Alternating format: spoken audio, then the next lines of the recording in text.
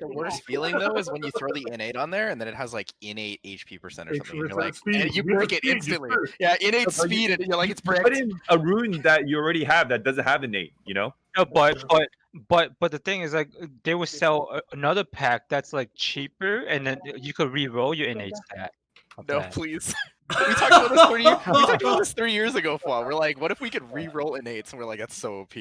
Faw's like, no, this is happening. Faw's like, the before, rise of Calibria. It's the downfall of Summoners of War. Yeah. But aloha, everybody, from the YouTube channel. Welcome back to another podcast today. As you can see, we got a lot of people here. We got Faw once again. I think he's addicted to the podcast, which I'm excited about. We got Obabo. We got Tyler back in. Thompson, as always. Ycuz and little Ycuz as well. So should be a very, very, very fun podcast today. Hope you guys are doing good. Anything you guys want to say before we start? Right? Dude, you see her arms? She has like biceps, man. What the heck? She's mad big. Work out, man. Massive, dude. Yeah. Don't mess with her, bro. She's jumbo. All right, let's go ahead and get into the podcast today. We got a couple fun topics to kind of discuss. First topic that we have today is new transmogs. All right, of course, we got to kind of talk about this briefly, right? Transmogs got released last week. What are your thoughts on that? They also released a couple of different things, like an update as well as new packs. They released Immemorial packs, like rune packs monthly that you can purchase. What are your thoughts on those? They released a new Devilmon pack, because Thompson's been asking about Devilmons. They released a couple of their special pack, and then they also talked about RTAs, the rewards, and also changed some of the rewards because they were wanted to respond to the community. Let's kind of talk about all that in one. Pick whatever you guys want to start off first with, and take it away. I feel like this game is so pay to win now. Oh my god, was the Immemorial packs?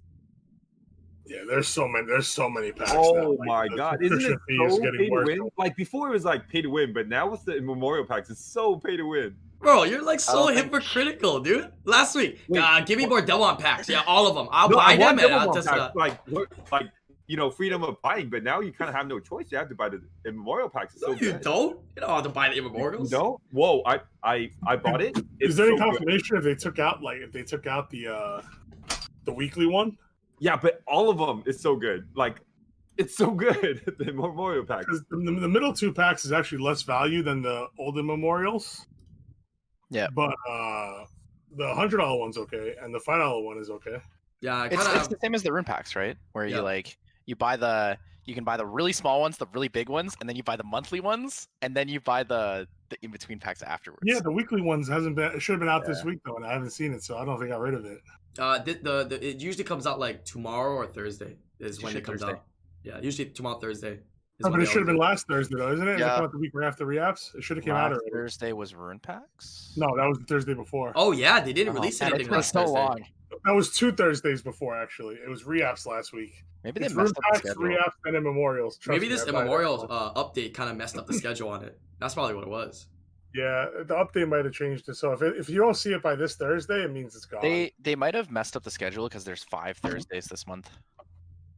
Oh, that might have changed the schedule. There's also 5 Tuesdays technically, but that's besides the point. Huh. I don't think Contests would miss out on selling packs. They would just. That's a good point, Obabo. That's a good point. The guarantee. Well, I mean, I don't think they would miss out on it, but like the timing of when they do it in a month, if it's kind of weird, they just time it differently. Like Tyler's saying, there's 5 Thursdays or something. I also think that they sometimes adjust the schedules when they do like here's a big event pack, like we had the 6th anniversary packs that came out. I think that week we don't usually get. That's the week where they like skip that week of like whatever packs we'd normally get. Mm. Yeah, that's like 3 or 4 weeks ago. I found that ring, Thompson. Oh, nice. It's inside my pillowcase. Anyway, sorry, it was a side note. Oh, you're precious?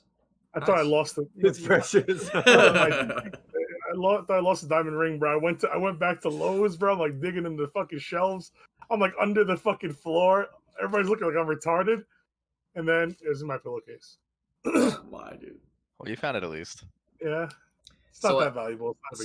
Any other thoughts on this? These monthly packs. So it's just like the rune packs, a little bit less value in crystals for like the smaller ones. The medium one gets a little bit better, and then the large one, I did the calculations, and it's pretty much the same as buying 3 regular rune packs. Same exact value. You got a little extra crystals at the end. Right, so for $10, you get an extra 550 crystals. So that's kind of good value in terms of crystals. So it is a little perk. When I told Thompson that there was a Devilmon pack, the new one Devilmon, he was so excited, dude. Even one, he was so happy about it. But it's not enough. Like one is kind of. He was so happy. But yeah, everyone should. But speaking of the Immemorials, I did get them. I didn't get all of them. I only got because I'm waiting to see if the weekly one is still available. So I did buy 3 of the 100 ones, and I bought 3 of the $5 ones. So the $5 ones, they did okay for $5. I mean, if you get anything in that, you already gained, you know. But for the 100, like there was this one pack, the last one, out of the 15 or whatever you get of the bonus ones, there was like 13 legends. What? Yeah, it was retarded, the last one. Like if you watch Dan Karaoke's like VOD, when he did my summons for me, like you'll see it went like retarded. The last one, it was just all legends nonstop. It was literally like 2 or 3 that weren't legend. That's crazy. And like none of them were flats either. It was like the stupidest thing. Like the pack broke. You know what I mean? Like something happened with that one. It was damaged in a good way. No, you just got lucky for once. No. Can't call it that, bro. That'd be a lie. I don't lie. But this that just means that you don't get a. Okay, you first, Babo. Yeah, that just means that you're not getting an LD for like 6 months. Exactly. Well, 6 months. It's been fucking 4 years almost, bro. What do you mean? No, but this is what I was saying. Like, this game has become so pay to win because like I bought all the packs, and it just like the amount of R5 I had to do was like 6 months worth of like progression for like all the packs. It was crazy. Like I plus 9 crit rate on everything, you know, plus 11 accuracy, you know, plus 10 speed. You gotta get lucky too, though. You have to get lucky. I mean, when I was streaming the other night, like everybody's like, "Oh, you know, is those packs worth getting?" And I was like, honestly, I was like, you can't say it's worth or not worth, you know. But like, even though I get the packs, I still R5. You know what I mean? But the thing is, like, think about how many R5s. If you buy the pack and you get 2 HP gem legends, just that alone, you know how much R5 you got to do to get 2 violent HP gem legends? Like, how much R5 you got to do just to get those 2? You know, so it's like, if you get like a crazy pack, that's literally like a month worth of R5 in one pack. So you can't say it's not worth it. You know what I mean? So it's to each their own. I mean, if you get screwed, I mean, it sucks. But like anything you get, if you're a regular R5 farmer, like you'll know, like, wow, when's the last time I saw one of these? Well, so you think about it this way: you say one speed grind is basically 1 violent speed grind, right? Every immemorial speed grind is just 1 violent speed grind. Yeah. So if you can get 1 violent speed grind in $15, think about that, right? Like on average, 1 refill is $1, right? If you buy 3,000 crystals, 1 refill is $1. So if you can get 1 speed grind in 15 refills, then you're beating the immemorial packs. If you can't, you're not beating them. That's a good way to look at it. That's crazy to me. That $5 pack seems so good, dude. I've been seeing people hit some nasty stuff with that $5 pack at $5, and people feel like it's, you know, it's a small amount. You get some crystals, so it's like worth that, I guess you can say, and then they also get the chance to get immemorials. And even if you're like early or mid game, it's even better. You know what I'm saying? Like even more valuable. The blue ones work for you. You know what I mean? That's the greatest. The earlier you are, the more value those packs have. Because you're using everything. Because even the flats and the blues, like they help you progress so much more than what we currently get as like an end. Like where we are at the game, it's like if it's not a purple and it's not a percent, it's probably useless unless it's speed, of course. But I mean, back to what the topic is, what Thompson was talking about. Like, there's just like it's really, really, really like there's. I mean, a weird way to say it. I mean, I'm guilty because I like it. You know what I mean? But I feel like the average person, like, I think there's just too many packs, bro. Like, did for you to like dip into all these packs, you're talking about, you know, you're over 2,000 a month. You know what I mean? It's a lot of packs. And over 2,000 a month is heavy for a lot of people. You know. Here's I have a question. Is Thompson frozen like I usually am? No, he's thinking. Thompson, he's mad still, bro. Like, you know, like I've been asking you, Thompson, what you think about the Narsha buffs, right? Thompson, what do you gotta say about that? He's deep in thought. Right he's zen. He's in zen. The only mode, guy baby. Seems still like that was like Fwa, bro. Fwa's still dude. like that. How do you do that, Thompson? You're nuts. I thought Fwa died on stream a few times, but he really wasn't frozen. He was actually just. Yeah, you're the only one that does that, Fwa. Like, I thought Fwa died in real life a few times. He was very still in real life with me a few times too. Dude, sometimes with like Fwa streaming, man, like he'll be doing something, but he's just like focused on something. I'm like, shit, is he frozen or is he alive or what's going on here, bro? He's not even moving, bro. probably need to zone it donate me a out. keyboard after this because my daughter's just mashing the shit out of mine. So I probably have no keyboard. You hear it? Ah. You No, gotta. it's It not. sounds like you need a second keyboard, my friend. I need a pair of handcuffs. Oh my. He'll probably be back. He probably has some internet issues or whatnot. But So go ahead, Walt. so Go ahead, here- Paul. so here's the new pack that comes with your cell added to one of those packs. They should have a scroll or a gem that adds innate stats into a rune. That's $100 per item. Pretty Alright. much. Buy it. Let's That's go. based on Let's They sell it once a per week. rune. Yeah, let's Yeah. go ahead and talk about how that will lead the Shit, decline I to got that out. Summer's War and the That will lead to what? Because being bankrupt and Yeah, homeless. and alongside with that, what they're gonna start doing is they're gonna double the amount of re-apps you can buy every week. oh my god. So that they're gonna make it so you can buy re-apps 10 times every week instead of every month. Man, they're no, it's What it's did I miss? no, it's gonna be based on a new reward system where the more you spend, the higher the VIP you will obtain. If you obtain VIP 100, you'll get extra resources and the ability to buy different packs. Dude, That's like Battle the- Pass, right? dude, so Wow. many of those games have that VIP thing. I think that's the stupidest thing ever, dude. It's actually the stupidest thing ever. No, I don't think they should release a pack like that for, but I think they should do an event like that. Some people say it's broken, but I think if they do What an pack event is like Squad that. talking about? 'Cause He's I got saying cut out. a pack that will let you make one rune have any innate you want. You can add an innate to a I room. was just thinking about that. That would be awesome.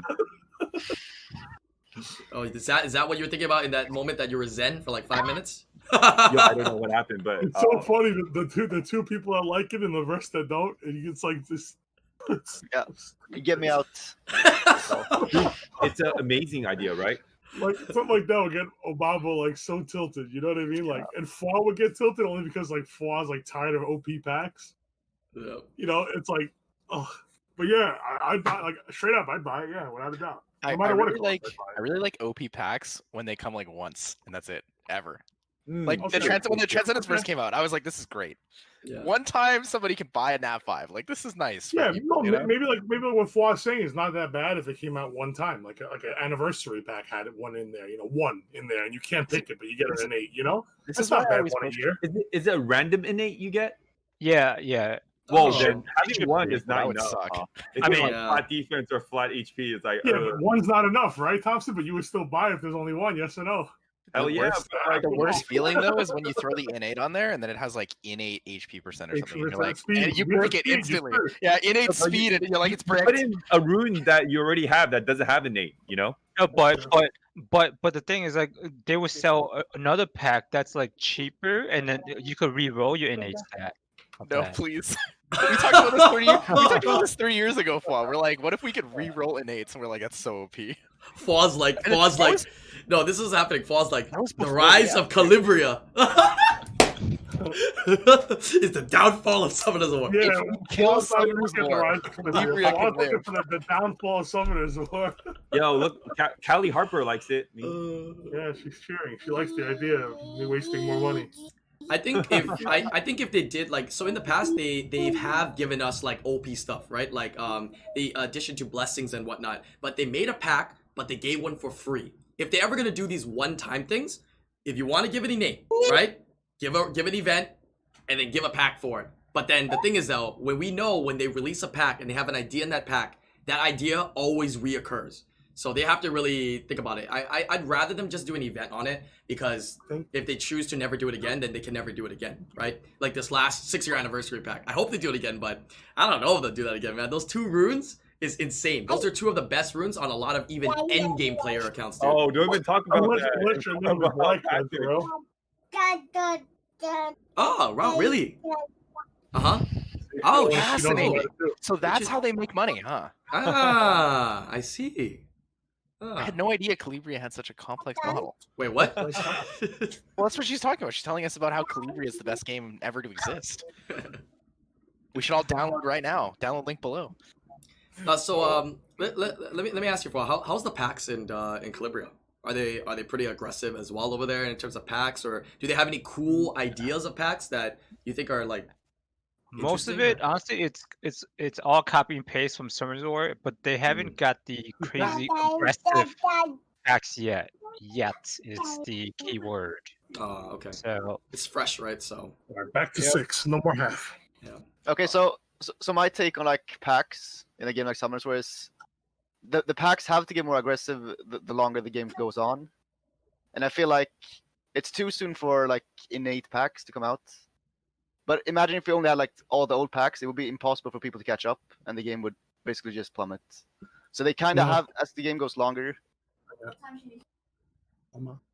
Oh, I thought Wakas was. Oh, sorry. I no, was, you're good, my yeah. wife's screaming from down the hall. Yeah, that's just how I feel about like the packs. But I still think, think it's too soon for innates. I think the way they can counteract that is by giving us more events and more runes and stuff like that to help some of the players catch up. But you know that gap, I think the players can actually catch up to a certain extent. But once they hit that certain area, it becomes very minimal to catch up. But I feel like getting players from like a new player to that certain extent around like Conqueror level is not bad. You know what I mean? Like for the players to be able to play there and get there that quickly is fair in my opinion. Right? Just the nature but, like, of mobile games. It just Yeah, like events and the packs, they go like hand in hand in how aggressive they will be.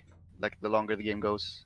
that's fair. I agree. The best way to do it marketing wise is to use the events to sell the packs. So what you do is to have people be okay with the packs, you release the packs at the same time you release an event where you give them things to people, so people are like conditioned to be okay with it. Yeah, when they do that, like it makes the free to play guys complain a little less, because like they have the same they don't have the same opportunity, but they have a similar opportunity. It really alleviates a lot of the complaining. Yeah. like if those 2 free runes, right, was only available if you put $100 in, you know what I mean? Like they would have exploded. You know what I'm saying? But the fact that there's 2 customizable runes that are free, everybody's okay with it. It's as simple as that. Nuts. So it has to be Absolutely nuts. like it has to coincide with each other. Otherwise, there's a lot of complaints.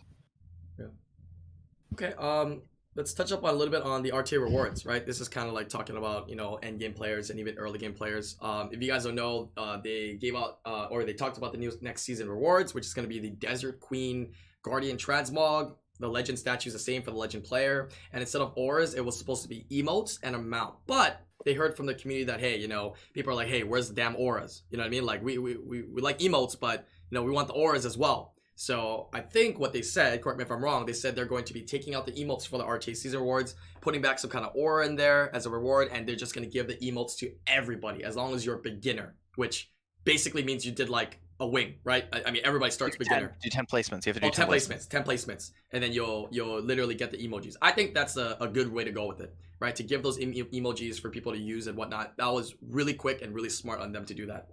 Yeah. What are you guys' thoughts on it? On the rewards and whatnot? I think they missed an opportunity to encourage people to play mid-season. I appreciate that they gave that they rescinded the way they were initially doing the rewards, and they're giving the auras again because people like the auras more, right? Emojis can only be used in RTA. Auras can be used everywhere in the game, which is why a lot of people value it so much. I think they missed the mark in the opportunity with the emojis, where they could have said like, if you reach this rank mid-season, like if you cross this rank once, you unlock that emote early. I think that would have been really cool. So like if you get Conk 1 or you get like Fighter 3, you unlock one of the emotes.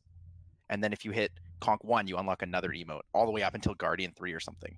And then the reason for that is because then you can get the emotes a little bit early, right? It incentivizes people to play mid-season because those rewards aren't super, super meaningful because it doesn't stop people from just playing in the last 2 weeks like always, right? And I think what we're trying to do is we're trying to deter people from farming in low ranks and also just only playing the last 2 weeks. Yeah, I like that idea. I don't think emojis is something that's powerful enough to help that though. It's just the idea of that, like if the I'm not right? opposed to your idea. I like your idea, but like the reward's got to be better than an emoji. You know what I mean? I agree. Emoji's like retarded. I think that's the stupidest thing in the world. I think because they want to keep it cosmetic, right? All RTA rewards are cosmetic. I think that adding just like a flat amount of transmog stones every time you cross a rank would be relevant enough for people. Not everyone, of course. Like the really, really hardcore endgame players don't. You know what would help? care for it. You know what would help? Probably people play more if they release skins for even the lower ranks. So it's different. Like if you're a Guardian, you get Nat 5 skins. If you're a Conqueror, you get Nat 4 skins. And if you're a Fighter, you get Nat 3 skins. Then everybody would play. You know what I mean? Like instead of like Skin having shards. like like just doesn't matter, right? So if you get Guardian, you get all set of 3. Like as long as everybody gets something, somebody would play. Like nobody's gonna like people play for Conqueror to get auras. People do like auras. Auras are a big deal. You know, I like the auras. You know, I never use them. I'm lazy, but I like them. But like, if they gave a skin for lesser monsters, like people would still play. You know what I mean? Like, if they give a skin for each tier level, I think that's something they should consider. You know, it's not hard to create 2 more skins. You know, but that would entice people to play a little more. So the idea I had for this, I think it was 2 months ago, we talked about this because we literally always talk about RTA reward transmogs and stuff like this. If you get like Fighter or Conqueror, you get skin shards, and you can use those skin shards to eventually get the like Guardian transmogs. Because it was very clear for a long time they weren't introducing anything into the Special League packs or into the Special League store, right? So people were always like, well, am I like never ever gonna get like a Molong Guardian skin or something, right? So I thought, well, what if you got Conqueror 1 or something, and they gave you like 20 skin shards, right? Once you collect 100, you'll be able to pick an old Guardian transmog. Right. I'm not opposed to that. The only thing I'm opposed to is I'm not opposed to the skin shard idea. I'm opposed to. I think you should be able to collect skin shards, but you shouldn't be able to turn it in until you hit Guardian. Because then it loses the pizzazz for people that actually earned it. So do you think you have to finish Guardian, or if you just get into Guardian once, it's okay? Kind of like where you can buy the wings. Either way to me is fine, but you have to be at least Guardian to buy one of the Guardians. You collect the skins forever. Like, you can't get Guardian until 2025. That's your business. But you should be able to collect all your skins, your shards, and then when you hit Guardian, you'll be able to spend them whatever you want, because now you can at least say, I hit Guardian. That's how I got it. Not, oh, I just collected in, Fighter 1. I've been collecting for 8 years, and now I got a skin. And, it takes the pizzazz away from the players that actually earned it, if that makes sense. Yeah, so I think they should be charged, but I think they have to accomplish the feat to cash in on them. That's all. And so someone in the chat says the skin shards would be useless for people who need them anyways. It's like, technically all cosmetic things are useless for everybody. It's just something you want for fun, right? That's the entire point of it. Because the skin shard idea is a good idea, because regardless, right? Let's say, okay, I got Guardian 3, right? And I grabbed my 3 skins, and all of a sudden tomorrow I pulled, a light Hathor, right? Like, now I'm a Guardian 3 player, but I have no light Hathor skin. You know what I mean? Like, I can actually go buy it now, Yeah, that happened for me with Sarah too, so... You see what I'm saying? That's what I mean. That's what I'm trying to say. Like, wouldn't you have loved to have it the way to get a Zeratul skin right now? Like, you would trade all your Chimera skins. He got it the day before the buff happened. Yeah. Oh, crap. Yeah, nice. Yeah, like, you think about how many of us, like, regularly finished like G2 for so long, right? Like, I have 2 skins of like everything, but if I want the 3rd skin, I'm never gonna get it, right? So Obabo's an LD abuser. Yeah. Oh, nice. Obabo within 1 year became a Gani Hathor and LD abuser all in 1 year. Yeah, bro. exactly. Yeah. I'm excited, man. I'm excited to see you this year, to see how you do, man. I think Zeratul could be like a good Leo counter. I really like Zeratul in this meta right now. Yeah. Like, you bring like a Beast Rider, and then you bring like Zeratul. It's like, whoa. Run that slow Zeratul. Whoa. Zero Zeratul. So my only issue right now is it's super hard to have like both Han, Diana, Zeratul, and everything runed up at 100 crits at the same time. Yeah, they all need 100 crit rate, and then Han needs speed too. Han's like one of the hardest to ruin. Han. It's actually not that bad. He's good. He's a good monster. I like him. Yeah. Your idea is really good though, the Leo counter setup for the Zeratul, because then you can like kind of forego the speed.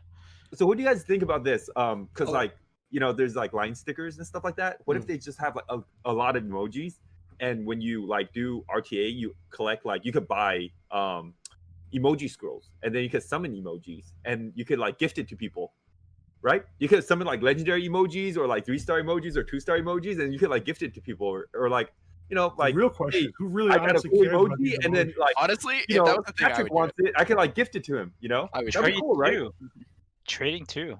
I would do it because it would be fun, right? That's so cool. Yeah. Like if I got like an Artemil emoji, I'd be like, oh, yo, Thompson, like, I know you don't have this one yet. I'm like, do you want this, hey, man? yeah, I got a Trevor emoji. Let's trade. I mean, I'd trade you 100%. I love Trevor. Right away, You guys are playing the wrong game, bro. I think it's cool. We're just trying to have fun. Like, it doesn't like manipulate the game. It's not like you're trading runes or like trading monsters, right? You're just trading emojis. I mean, you could do that for line. You could buy stickers and gift it to people online. But the real strategy. No pain. Down the road, what they're gonna do is they're gonna start having streamer emojis. So you can have your IslandGrown rage emotes in game. You could summon them, and you could like freaking trade it with people. That's so awesome. Can I get some Island Rage in chat for the in-game stickers that are coming, or some Island W's in game? Every time I go into RTA matches, I'm just gonna spam Island W.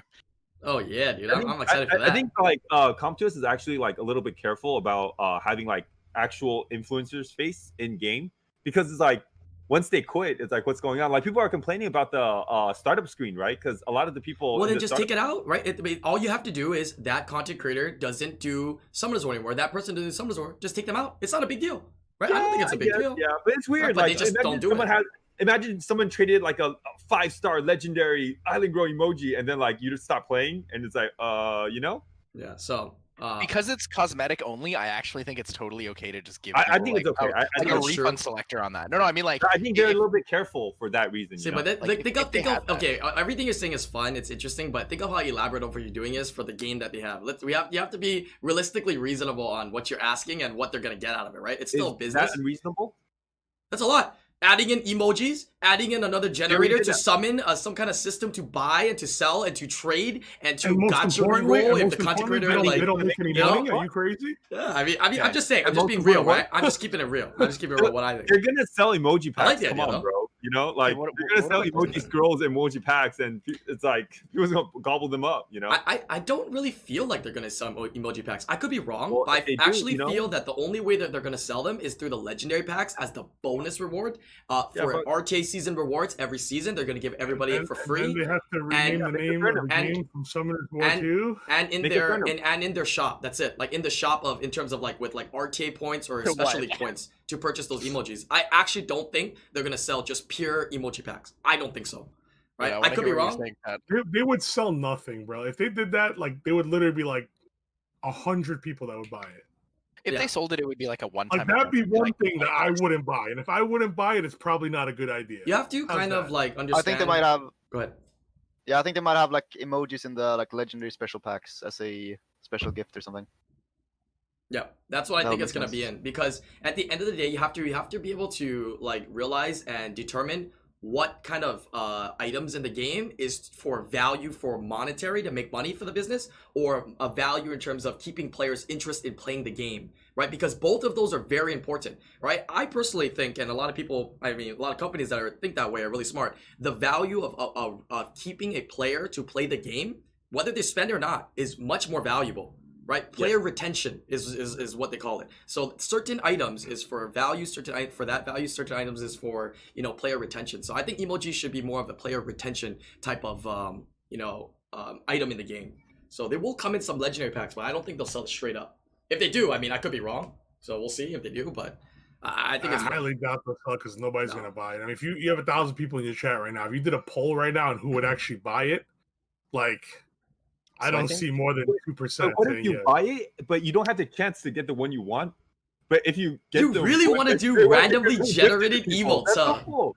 You really Yeah, want I to like do that. random generated, Thompson, huh? I'm This gonna goes be honest. back. This goes back to like games I'm like addicted to TFT, gambling. Help me. and buying the couriers in Dota Auto Chess. Like this is what it is. Like Right. this is this. I do it too. I mean, in that I do it. I wouldn't do it for Summoners War, but like those games, Okay. like I You spent a would. lot of money getting a courier. would. You know. Yeah. Nah, I wouldn't. 'Cause I don't Okay. like the emoji I- in general. I In think general, that- I don't. It's Whoa, not whoa. because I wouldn't get it not because it's a waste of money, because I obviously waste money. I wouldn't get it because I don't like the emoji thing at all. Like I actually don't like the emojis being in game, because emojis are fun when you're the one with good RNG. When you're the one getting fucked, like emojis are tilting even more tilting. Which is why you should be able to mute the emojis. Which Right. is why I don't even look at it. Like I don't. They I don't will look they in will that they corner. will, they will I eventually don't let look you in that mute it. corner when I play, dude. They Like, will I let you walk mute right let you in mute the it. corner of my screen. Dude. Like Shasun takes off her hat and like flicks her hair, man. Young Hong, right? You're just gonna be all about that. You're gonna do Like I that. said, when you have bad RNG, emojis aren't fun, bro. Like I don't like them. I don't like them Win or emojis lose, at you're all. gonna have your freaking Young Hong take off the hat and flick her hair. Like if I So- could pay money to mute them, bro, I'd do it. How's that? Why can't we just What- mute it? What Yeah. were you gonna say, Oh Flo? my god. What were you gonna say, Flo? Wait, I was gonna Uh, say something. I think that it just depends on how badass the emojis are, because like there's some that you might think that you're never gonna buy emojis, but there's some badass Good stuff point. that you're just like, oh my god, I gotta get that kind of That's thing. a good Like, point. Like, so they if- just gotta create some badass stuff that Could be a- you just could be a can't price say no point. to. Right, it could be a price point. Like if they do them cheap, like if just emojis for like $4.99, a ton of people will buy them, dude. Yeah, a ton of people will buy them. They're like $5 packs or whatnot, then yeah, I could see them selling it for cheap. But I don't think they'll be selling like a $30 emoji pack with 500 crystals with it. You know what I mean? Like, I don't think it's gonna be like transmogs. I don't think so. But I could see it if like the art team is that dedicated to like knowing what people are gonna like knowing like a girl emoji or like a Han emoji or something that's really unique in a way that people want. I don't know. If there's like a half-hour sleeping emoji, that would be very nice. Oh, I mean, we talked about this last time. Remember, you said your iPhone has those emotes. Like those are the ones. Like those are unique. There's tons of different characters. They're slightly animated. But I think the big thing with emojis is like people don't like them because you can literally only use them in RTA. You know. I mean, but why else would you do it anywhere? You want to do Guild Wars? You'd be like Yeah. emote. It's like your opponent doesn't even know. Why can't you emote people in Siege chat? Come on. How you emote people in Siege chat? But how does it know. appear, right? I mean, like if it's a feasible way to show it, then yeah. The only reason I thought about that is because so E7 initially had the emotes in RTA, and then they added the E7 RTA emotes into chat. Oh, so how like does you that can actually they look work? really good. They look really good. You can like use them in chat and stuff. Interesting. Yeah, they have cool ones too. They have one that's like Ross holding a sign that says recruiting, and then there's one that's like add me if you need. Like they're actually like some pretty good emotes there. That would be interesting. Okay, something that can be thought of. I mean, they just started putting these emotes in, so obviously they have to get the mute function active and whatnot. So I think they will be adding these other things into the game, right? Just like other games have emojis. So yeah. See, I actually like Thomas's idea because like now they're gonna be selling stuff that like isn't so pay to win, and they're still making money instead of like actually selling stuff that's like pay to win and you know getting people so far much ahead. I don't know. It's not a terrible idea. And back to what Flaw was saying, if something's really special and it just targets a specific monster that you have, like you might be inclined to buy it. But I still think like almost nobody would buy it though, because people don't buy the stuff that like guarantees them advancement in the game as is. Like, why would they buy stuff that doesn't guarantee them shit? You know? Yeah. Okay, cool. Great discussions on these. I want to talk more about these in the future, right? Emotes are evolving. We'll see how it goes. We'll see what kind of decision Comp2Us makes. You know, just know we're watching Comp2Us. Yeah, we're watching. We're not gonna clap when you do good shit. We're gonna give you shit when you do stupid shit. So we'll be here for that. Yeah, we'll be waiting to see. All right, moving on to topic number 2 here. This is kind of a topic that I'd like to bring up and kind of discuss with you guys, just to continue brainstorming. Looks like we're in that mood today of brainstorming, right? We also got Foie, right? Big brains of thinking of some new stuff. This is Foie's favorite category. Foie's been charging up for 5 years for this one. Yeah, brainstorm, man. Basically, what kind of new PvE content do you want to see in the game, right? If they release new PvE content, what do you want to see? Where do you want to see it? What kind of stuff? Right, let's talk about it a little bit. Maybe give some suggestions, right? Comp2Us always has a big update at the end of the year. We don't know what this year's update is. Last year's was 2As. This year's, we don't know. So maybe we can give suggestions on what new PvE content we'd like to see. I'd like a co-op content so I can get ancient gems and grinds, please. Thank you for your Or input. any content that gives me ancient gems and grinds, please. It doesn't matter how much you spend on the game. You literally just can't get ancient gems and grinds. Same with Like, reapps. think about that for a second. You literally just cannot get them. Even if you spend $5,000 a month, you're just limited as everyone else is. So like, just make more content where we can get it, even if it remains limited. That would be perfect rewards for like for what I'm talking about like a delve where where the floors just keep going down. It gets harder as you go down, and that content idea that I was talking about. The opposite of TOA. Go ahead and go ahead and tell us about it. Or going up, like you could go up like floor 1, 2, 3, and then you could go sideways too. If it gets too difficult, you can't move up. And then there be certain boss stages that's gonna give you ancient grinds or whatever and stuff like that. Kind of like labyrinth almost. Yeah, right? exactly. Yeah.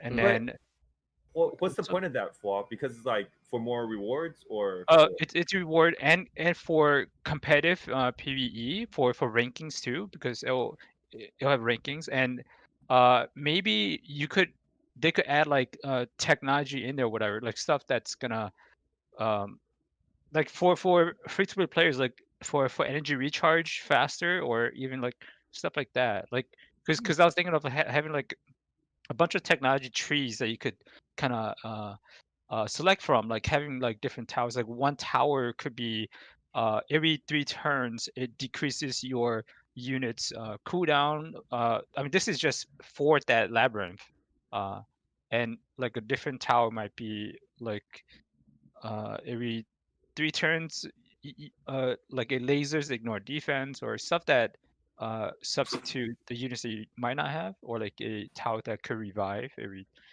I don't know. Interesting. Okay, that's kind of like what we would have the for rewards be? no, it's kind of like what we have for Labyrinth already. Though, technically. You played Delve, right, with Path of Exile? Yeah, I did. but the rewards are pretty good. Yeah. It'll almost be like that because the thing is, like, if they create that, they have to make it to where the rewards are really good to where you want to do it. Instead But of then like that's the problem. Because See- like if yeah. the rewards are really good, then I'll just farm and do Delve all day. I wouldn't even do RTA. Like there's no point at all. I would completely just stop doing RTA. That's the thing. The thing is, you generally have to have entry limits, right? Even if it's an infinite expanse, you usually need to have some sort of entry limit, which is why they did that with Dimensional Hole, right? Because theoretically, if we could farm Dimensional Hole infinitely, we would never farm anything else because you would never ever need to farm Necro ever again. Well, that's semi-false though, because you need to still get Swift and Violent. But to a certain but extent, you will farm that a lot. I said Necro, right? Like Necro Right. would become entirely obsolete because you could just farm a better version infinitely. True. I get the idea. Yeah. But they sell those. So what I think would be interesting, taking from Flaw's idea here, is something that we used to feel in this game, right? Something we used to feel in this game. What did we used to feel in this game? We used to feel. Yeah, I know. Well, how do we used to feel? Yeah, the feeling of not being able to do PVE dungeons, and nobody knows how to do it, right? Nobody's know how to figure it out. People are waiting to figure out how to do this. Remember when raids first came out? Like it was like Barry and other people trying to figure it out, and they're like fucking struggling, and they actually first time complete it. We're like, holy shit! It was like 5 minutes. Yeah, even now we kind of laugh at that, but like people completing that feeling of being able to do a really hard dungeon. I want them to make something similar to like what Epic 7 has with the what is it again? With their tower, right? With Abyss. It's a one-time thing, but they make it something that we gotta maybe potentially manual or co-op with other people, right? This is ideas they gotta figure out. Co-op or manual, and it's difficult to do, right? Not everybody's gonna be able to do it, but once we figure out that strategy, they can make it absurdly difficult. And even if we can't complete it, they can maybe over the weeks, maybe make it easier for us to complete. But something that is really, really difficult for people to do, because some players in the game just really want challenging PvE content. Right, I don't see anything wrong with that. Right, building certain units to try to beat it. Have fun that way. I'd find a lot of fun doing that. I love that idea. Imagine like you could like you get like 1 ticket to go into like this dungeon, and you could bring like 4 friends, and you guys could like re-ruin before you guys go into the dungeon every time, and you guys like bring like 2 monsters each. Oh, that is so cool. Yeah, that'd be awesome too. Yeah. That and this has to be free room removal in there too. Like it has. Yeah, of course. Yeah. That would be so cool. And for challenge content, I think it does. If it's like then, like, infinite expanse, like a farming style thing, I don't think it will be. No, it's just a challenge. It's a one-time complete challenge, and Comtuous can choose to refresh these challenges once in a while, right? It's like go ahead. I think that this should be refreshed with the RTA season. So it restarts every RTA season. Like it'll have the ranking system, and at the end, like rewards given out for different ranks of the floors if you get into, and also after past like stage like 100, 150, or 200, whatever. Like almost all the stages you cannot beat without manualing, just because it gets that difficult. Yeah, make it difficult where you have to actually manual. As much as it's an auto game, that manual portion, you're gonna actually spark interest in a decent sized group of players that are really into PvE and really just want to figure it out, right? They want to be able to first to do it. That sense of being first is actually enough for players to want to do it. Cool. And then like people be categorized. So like Obabo will be like Bruiser because he got like Han and Zeratu. So people pick him up if they need like damage dealers. And like Fa could be like support because he has like Hathor and Gani or whatever, or Fran, and just like ruin those monsters and go into a dungeon and fight. I think regardless, there should be more cooperative things and more interactive cooperative things. Like the cooperative thing now is like R5, right? But it's not really like interactive. You press start. You know what I mean? Like you don't control anything that happens. You can't control if you wipe or if you clear it. You know what I mean? Like I think it should be actual gameplay, which is cooperative. However, the only problem with that is if somebody has a connection problem, right? Then Yeah. what happens? Hey, but I mean, It autos in the this, one Like turn. RTA, you know? Somebody airplane modes, you know.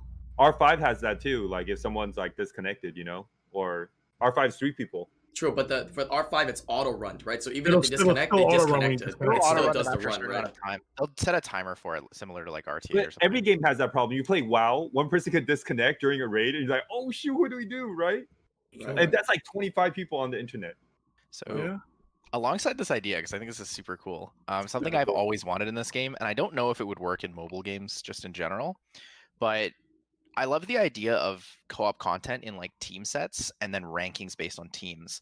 So like if they created a dungeon like this, like these ranking dungeons, if they were like four player content or something, you could lock in like 4 players on a team for the week, and you would compete as a team against all the other like ladder teams, right? And then you get rewards based at the end of the week based on your ranks. So like Yeah, if your this little expanse thing was there. says how high you climbed. Yeah, too? exactly. No, exactly. And then Yeah. it would say the players that were on your team Your too. profile. So you'd have like a page on your profile that was like, we climbed Infinite Expanse level 77 or something. Yeah. These were the people that we went with. Like that would be so cool to me. But you guys brought a good point. Like if they do make content like that, they have to limit the amount of times you could do it.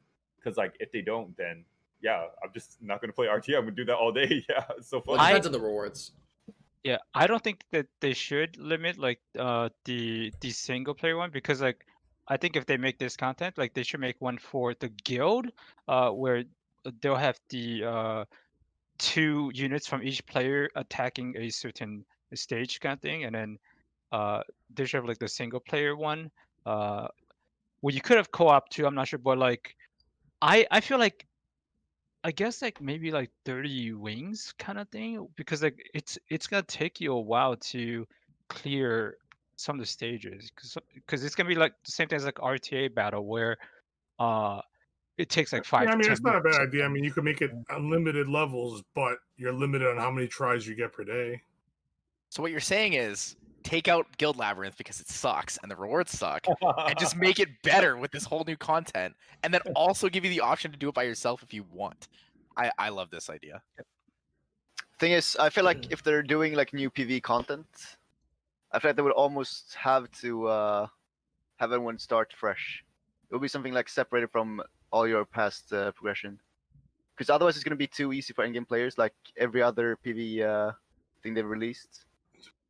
And I think if That it's causes something separate, a lot of data though that needed, right? Like they need a lot of space for something like that if they're gonna refresh your like if that's like a separate thing, like how like Yeah. RTA has its own rune sets. Can you imagine? like, Can you a lot imagine of like shit. right now they're like sitting there and they're listening to a Obama and they're like, oh shit, fuck, maybe we should just give them the 250 storage space that they want because they want this. This is too much. We can't handle this. but the thing is, like if we're talking about a like since we're talking about a like infinite thing that would be difficult and everything challenging, I feel like it would be gate kept. It would I be like gate it. kept so hard from a lot of players Yeah. in reality, so it wouldn't really work. That would be the problem. game Like is Obama was so, saying, that would be the good. problem with the reward system at the end. Like if the rewards aren't the same for everybody growing up, like going into it, like Yeah. it's gonna be skewed. You know what I mean? Because like, oh, why am I gonna try when Thompson and Babo are guaranteed they're gonna take the first couple spots? You know what I mean? Like I'm stuck in the bottom with the shit rewards. Why am I gonna bother? What if it's some kind of manual content where you choose from a pool of units and they're just ruined a certain way, and it's just more of a strategy thing you have to figure out, and it's kind of fair for everybody. I don't know. Don't get full excited with shit like that. I know. He's gonna be number one. Even playing, would bro, love that. only brains involved, bro. It's like Fua's dream of every game. Yeah, Let true, me- true. Yeah. Let me ask you a question based on the reward system, because people are saying that like, why would weaker players do it, or why would early game players do it and stuff? It's like you can set the basis for the rewards where the early game players are and make them good enough for them, and then you can tier it. I mean, like the idea of doing easy, normal, hard, hell in Labyrinth, like in Guild Labyrinth, it's a good idea. Like the concept and the structure of it is good. The rewards just aren't good enough, right? But the concept behind easier levels with slightly weaker rewards makes sense. Yeah, I don't think the rewards. I just good think enough they either. didn't execute it very well. The only thing my issue with that is that if the rewards are so good, like Lab would be so overpowered, right? Like let's say rewards, everything clear stage is guaranteed purple and upper rune, right? like, you know how many one lab, you know how many runes you're gonna come out of? That's like a month of farming in one lab reset. So what if instead of giving you like these RNG random rewards, what if they just give us crafting materials or something like that, right? Then it's like you're just getting resources that could be good or could be bad, right? People like resources just outright. Yeah, crystals. Yeah. So, like, Crystals, they could give like, you know, immemorial crafting pieces or whatever. Like we could get all these different things. They could have all these different systems for it. Okay. Go ahead, Obama. Yeah, I feel like if we were gonna have like an infinite dungeon like this, it would be nice if it was something like, since we have the dimensional, it would be you can only enter with like 2A units that everyone can get, and then as you progress, you drop like temporary items that you can equip, like pretty much like runes on your units, drop randomly as you progress. So everyone still has like the same base, but you can still be more efficient by having like better teams to farm different 2As and stuff like that. I do think, however, as much as I like the idea, I think the idea of infinite expanse is bad. I don't think it would ever work for a mobile game. It's way too much storage space, like realistically, and two, unless there's like a hard reset at a fairly short timing, it's just not going to work out. Yeah, maybe they should, because of like space issues, maybe they should just make like a couple stages and they refresh it like every month or every other month or something. And once you complete it, it just sits there. Lots of games have those areas, like it's kind of like TOA, but once you finish it, it kind of just sits there. It doesn't refresh every month. And then they're going to add more to it later. They come back and add again. You know, so it's like, so I just want the feeling of PvE content where I'm frustrated. It's weird to say. I just want something that like nobody else can clear, and I know nobody else can clear, and I'm trying to figure it out right now because nobody else can clear it. I want that feeling again, you know? So somebody in chat sent me a message saying that when you farm, to add a third option, aside from keep sell, like a recycle, like a disenchant kind of button, where you could disenchant it into crafting materials. We've had that come up on the podcast before. That was an idea we brought up before, giving people the option to do that for more crafts, right? So for guys that don't need mana, you know, they have an option of just, you know, because some people don't need mana, clearly, you know what I mean? What I wanted was them to just drop the crafting materials every single run. Like just a smaller amount, right? Yeah. And then it's like a soft pity. Like eventually you'll just craft runes forever, right? It's like if I do blank amount of runs, I'm guaranteed to craft this. I think that's a creep for the endgame players, isn't it more? Because that means all endgame players are going to get runes even quicker and accelerated faster than any early mid-game player. Everybody gets runes?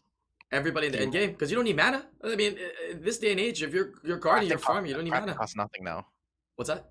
Crafting doesn't cost anything anymore. It's like basically... No, but I'm saying this disenchant idea, right? I'm talking about the disenchant idea. Because if you're just disenchanting, you're choosing, right? It's like that option is because you don't want mana. You want to disenchant. You're always going to disenchant. Meaning that for the early mid-game players, they're always going to be taking mana. You're disenchanting. Yeah, okay. I see what you mean. I thought you were talking about what I was saying. Oh, no. I was talking about disenchant. I was thinking it'd be fine for everyone.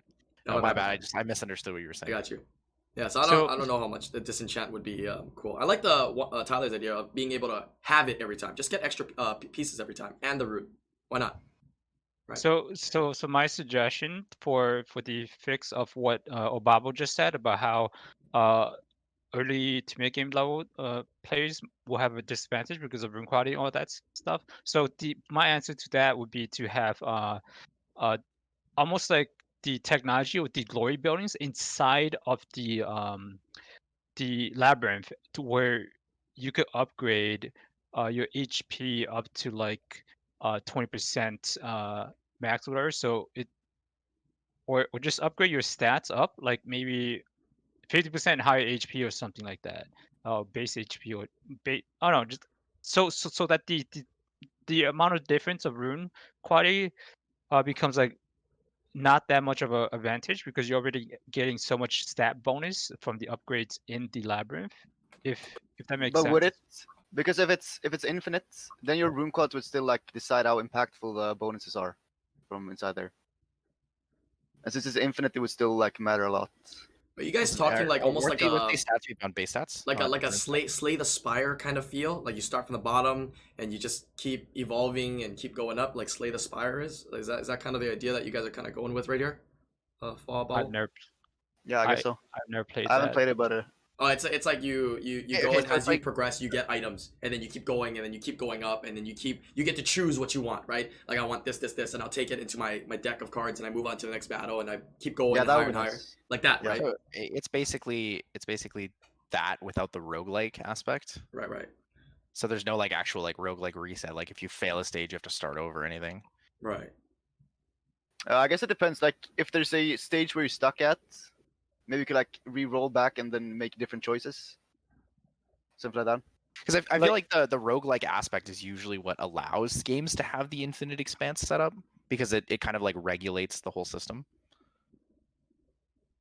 Then it still favors the stronger guy, though, right? Well, depends on how it is, but yes, theoretically, it's very hard to make it not favor the stronger person.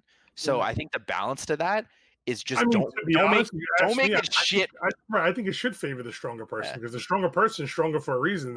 I agree with you wholeheartedly. Stronger time and stronger money and stronger resources into it. You know. So theoretically, we have to ignore the idea of, oh my god, it favors the stronger player. Like it will literally always favor the stronger player unless you make it completely fair. Like no runes, everyone has the same stats and shit. What's important though is to look past that, and you have to say, okay, let's make it good enough for the weaker players or the early mid players. If they set a good baseline and then they just increase from there, then it's fine. Yeah. Does that make sense? So it just really comes down to if comp just wants to make an aspect of the game like that. Right, it could be similar to Coliseum for Exos Heroes. I don't know if you've played that yet, where every week's kind of like, well, every Coliseum's a random characters, but they could do like every week is random characters, and then you'd have to clear X amount of stages. You know what I mean? Or see how far you can get in a stage during that week, and if you fail, you're done. Right, but everybody is kind of equal in there. But you go in, and then you have that week one entry, right, until you fail, and if you fail, you're done for that week. And then whoever can get higher, it's based on brains, right? More than anything. The biggest thing I feel like that'll never happen, only because like it would take so much memory from them, like so much space. You know what I mean? Into a mobile game just for something like that. And that's why I don't see it likely happening. I mean, I'm not opposed to the idea. I like the idea. It sounds great. It sounds fun. It sounds challenging and interesting for everybody. For every part of the community. And I think it would be a great addition. But like realistically, like they can't even add 100 storage space for me. Like, bro, they're not gonna add 100,000 levels of.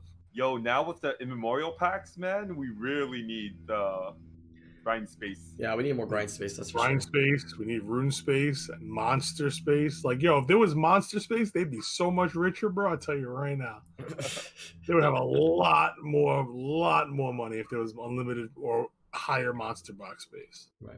But coming back to the topic here, the reason why we bring this up, I mean, it's not if it actually happens or if it's feasible. It's to throw the ideas on the table. And we've seen come to us, like, listen to the podcast. We've seen them read comment sections. We've even heard that they go into Reddit and they read suggestions from there. They'll read it and they might take bits and pieces of things we talk about into their future ideas. Now, if that idea is good or not, we don't know. But putting it on the table here is, it doesn't hurt. But this is why Fwa needs to be on more podcasts, because as crazy as Fwa may seem to the general public, Fwa has some good ideas. They come few and far between sometimes, but his ideas sometimes are really strong, dude. And honestly, if some kind of game would take Fwa on as some kind of like content creator, like they wouldn't be steering too far off, dude. He's got some good ideas, dude.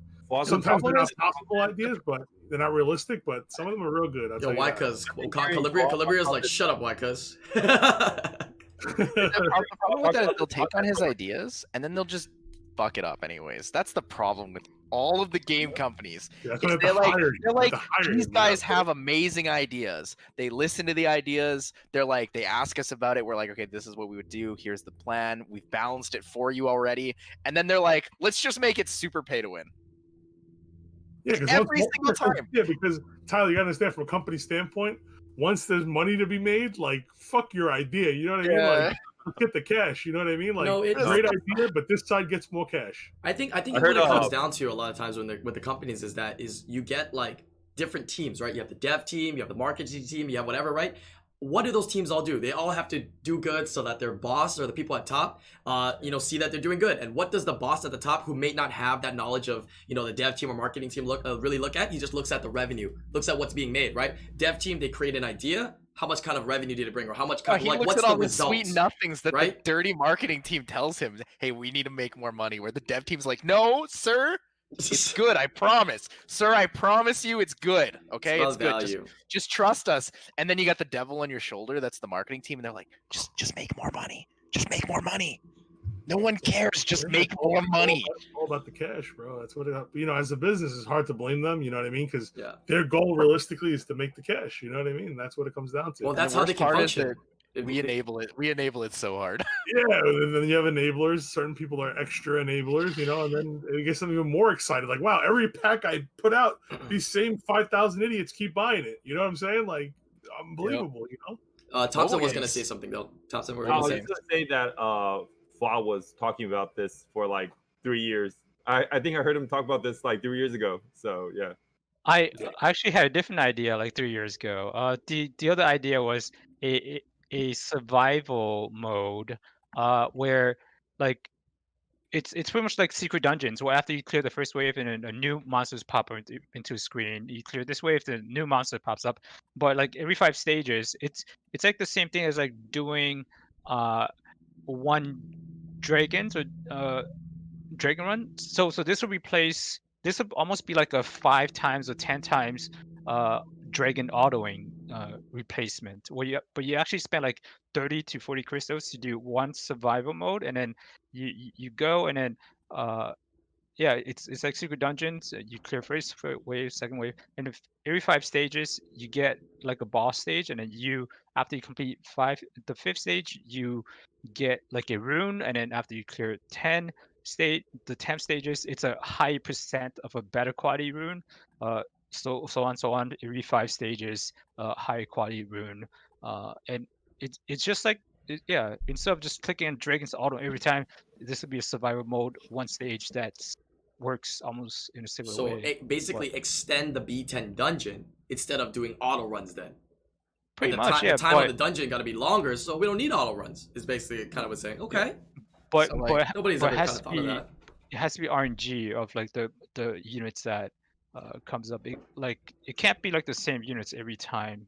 Somehow there's got to be some RNG that's involved in it. So can I just point out that like all these ideas you've put out, like Thompson said, they're old. Like you've had these ideas for a long time. Bringing them up is good. They've literally done this just really poorly already. They've done this with all the different labyrinth stages. They just did it really badly. Yeah, like they did it really badly. What you're saying is kind of like time limit, you know? Yeah, it's almost exactly like limit. time limit. Actually, yeah. Lab.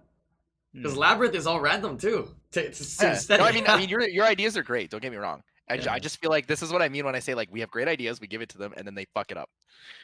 Well, I mean, they probably didn't hear of this because I've never heard Fall talk about this. So along with your idea of like survival, I think instead of making like a 30 crystal cost, I think it should be like an entry limit per day. Like you can do up to 10 entries a day, or like up to 5 entries a day, and then it encourages people to do it if they want to, because you have the entry and then it refreshes when reset hits. And it's not the end of the world if you don't, yeah, and it doesn't become this content where it's like where it's homework, where it's like homework or a chore or like expensive to do. It's like, do I want to farm or do I want to do this? It's like, well, you can do both, right? Like, because a lot of I find when you make something cost crystals to enter and stuff like that, a lot of the people who don't have like an infinite amount of crystals to just farm 24/7 are going to be like, okay, is it efficient enough for me to do this, or do I want to do dragons for X amount of runs, right? I mean, the survival mode thing isn't a bad idea. I mean, it's pretty cool. You'd have to you can't just use like a straight damage team and do it. You'd have to bring a reser, you have to bring a healer, you have to bring an immunity. Like you might have one armor break and and only one damage dealer. Like you have to really survive. You know what I mean? And you can make it super complex too. Like you could say you do a survival mode, you enter with 20 units. Every stage, you can swap one unit in and out of your team. Every like 5 to 10 stages, you can swap everyone. Like you can do what you want, right? Like that would be kind of cool because then it would be like a really hard survival, and you could like, so let's say you go into a stage, you have like Perna, Amarna, a Chandra, a Harmonia +1 or something, and then you realize that you need 2 cleansers for the next stage. You can swap one of your units out for a second cleanser that you brought in your like backlogged party, but then once a unit dies, it's dead. Like if you end a stage with a dead unit, you can't bring that unit in going further with your survival.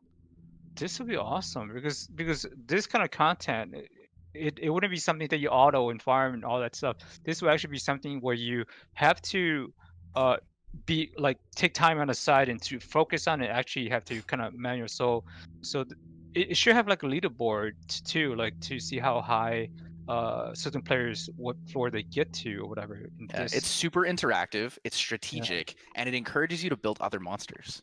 Like a lot of other monsters. It's basically like Pokemon, It's almost like Pokemon if you went for like an infinite expanse tower, right? I like the idea. Yeah. I just think something new for the game, something new for a lot of players. Like something for us, difficult, like, man. All it is as long as it it's just follows that very rule. redundant, for us now. You know what I mean? We're just sitting in the same fucking places all day long. Yep, I agree. Okay, some good suggestions here for PvE content. Let's move on to the next topic here. Let's move on to the topic of same thing but PvP. All right, if we could throw things out, what do you want to see?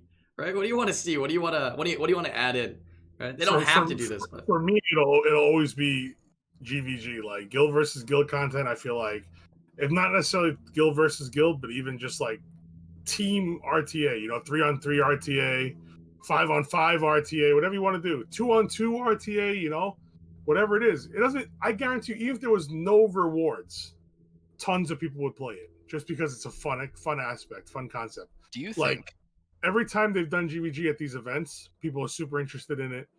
Since the Corona things happened, they've been running that Com2Us stream, doing that the 6 tournament in all different kinds of languages with people from all different places, and they get great turnout for that. I just think the whole team aspect in RTA is like, it's huge. Like me and Thompson, for example, right? Like I would like not. I'm not saying I'll take Thompson because he's a very strong player, but I'll take Thompson because he's a very strong player. You know what I mean? Like me and Thompson are good friends. Like, for us to be able to play together would be awesome. Me and Fwa are great friends. For me and Fwa to play together, like I would enjoy that regardless. So I think that guild versus guild or just cooperative RTA content is awesome. I think. So, do you guys think there's any PvP in the game or any PvP that could be added to the game that would be good, relevant, or interesting if it didn't have co-op in it? Because I don't think there is anymore. I think all the PvP in this mobile game is done. And I think we're kind of getting hard limited at it. They could just make adjustments to what we currently have. I don't think there are any like brand new systems that would be PvP focused that would be good enough. Well, I think it's pretty saturated. One thing that's PvP. one thing that's been kind of popping up in a lot of the games out there, which they can do for their opportunity to revitalize and change arena and the meta of arena through rewards and gameplay, is with the idea of tag team arena. I've seen it in a couple different games already. It requires multiple defenses, right? So 3 different defenses with 9 different units, or actually 12 different units, and for offenses, 12 different units that you're gonna draft and you bring in. That you're going to battle, and you need to win 2 out of the 3. Or you can have a system where the more you win, the more points you get. So if you win 3 out of 0, you get more points, right? Exos Heroes? Exos Heroes, I've seen it in Raid Shadow Legends too. They have slightly different systems though, but it's something I've been seeing in there. They could do that to revitalize and their opportunity to revamp arena entirely. How is that content in those other games? Like, is it quality? Like, is it something that's done a lot? It's actually the thing that balances Exos Heroes PvP really hard. Yeah. Because so the power creep balancing in that game is really, really off. There are like 5 to 8 units that are super, super good, like together on defenses and offenses. But making these tag team setups require people to use things outside of just those like 5 to 7 that are insanely strong. So you kind of have to either spread them, or you have to have one guaranteed win team and then like something else elsewhere. So it encourages more unit diversity, but it also encourages like a little bit more thought into the game. So like, for example, in Arena, we just use Lucians for everything. And then if not Lucians, you use Tiana for everything, right? This would have you could have a Lucian team, you could have a Tiana team, and then you could have like a Copper Dozer team or something. Right, but and then for your opponents, they also have to have defenses that they set up accordingly. Now, see, this is where I'm going to just throw the idea so you guys can hear it and you can guys go around, right? So Exos Heroes, the defenses that you have are based upon the offenses that you use. Now, I don't think that's something they can implement to Summoners War, but it's something different as well, right? Another thing we have to talk about as well is that for Exos Heroes, you don't really see people using the dupes. You're not going to use dupes, whereas in Summoners War, people have used double Lucians, right? So maybe a cap on like 2 Lucians per setup. Because obviously, if not, then, Lucians are still the best. You might just get, somebody building 6 Lucians, right? And all Lucianing, double Lucian, Well, that's why I also like the whole GVG aspect of how this game handles it, is that you can't pick the same monsters, right? So if they're used already, they're gone. So not everybody can use a Lucian cleave. Not everybody can use a Zyros cleave. Well, guild versus guild is basically like a smaller tag team battle, actually. Right. Yeah. Well, that's what I'm saying. Like guild versus guild, like rules, but it don't have to be guild members. It could be just friends, Like if I want my team to be me and IslandGrown, what I'm saying? We're not in the same guild, but I want to play with him. He's my friend, Like I want to just, not all your friends are in your guild, Like this game, it loses a lot of the whole community, like the community aspect as far as your friends list. Like, how often do you private chat one of your people on your friends list? You know what I mean? But if there was something like this, you would talk a lot more. You'd communicate a lot more. Like, hey, what are you doing? You bored? Want to do something? You know what I mean? Like, want to try this? Want to try that? Like, it would just bring the community together more. You know what I mean? And you'd be able to like carry somebody if you had to. Like, if you have a friend that's not exactly G3 and he wants to play a little more competitive, like you could drag him along with you. You know what I mean? Like play with the weaker guy. It doesn't matter. You know what I mean? And plus, because there's a bigger use of monster boxes, like you're not forced to say, oh, every time I fight Thompson, he has Nefty's Gianna. Now Thompson's teammate takes his Gianna. Thompson has no Gianna now. It's just about bringing people to play together. And I've always liked that aspect. And I've always liked the aspect of just having newer units come into the picture, So not every game is Gani, Hathor, Chiwu. Not every game is Beast Rider, Leo. You see shit you never seen before. It's like, wow. And then now I'm a newer player and I see, wow, I just saw Thompson win with, Harmonia, or I heard Thompson win with, something random. You know what I mean? And then it's like, wow, I could try that too. I mean, I don't have Gianna, but I do have a Dark Cobalt Bomber, like something like that, just gives the community more ideas, and it gives the people more things to do in this game. That's not only about farming, and it's not only about RTA, because doing 30 wings of RTA, like, I don't care who you are, like it gets boring. You know what I mean? It gets boring to sit there and have to do 30 wings straight, So if there's like a little bit of a break or do something a little different in between, I think it would bring a nice little spark to it. Yeah, that'd be nice. Just a matter of like the details of how they would implement it and whatnot, right? So I mean, something that they can think of for special league and stuff to test it out first, right? Things like that would be nice areas. But going back to the discussion about, I think with the arena, going back to the discussion on arena before they do that arena change, and it sounds good too. They gotta balance out the rewards, because right now, like no one enjoys like arena buffs. Like the Dark Young Hong just got a buff, and it's strictly for arena, but no one is like really excited for it. Of course you can use it for RTA too, but it's more for arena with like your Lucians and stuff like that, right? Use her and the frigate, and you'll never get cut. Yeah. But nowadays it's kind of rough with people. They're making like arena buffs, and no one really cares. So I think they gotta work with arena rewards before they.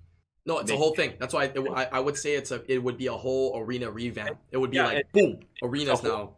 Arena revamp, and they redo the rewards, and of course people will play that content with like 3 arena defense and 3 arena offense, and you gotta strategize against it. So someone in chat had a really cool idea, and it's something that I like, but I was never sure how I would want to like structure it and implement it.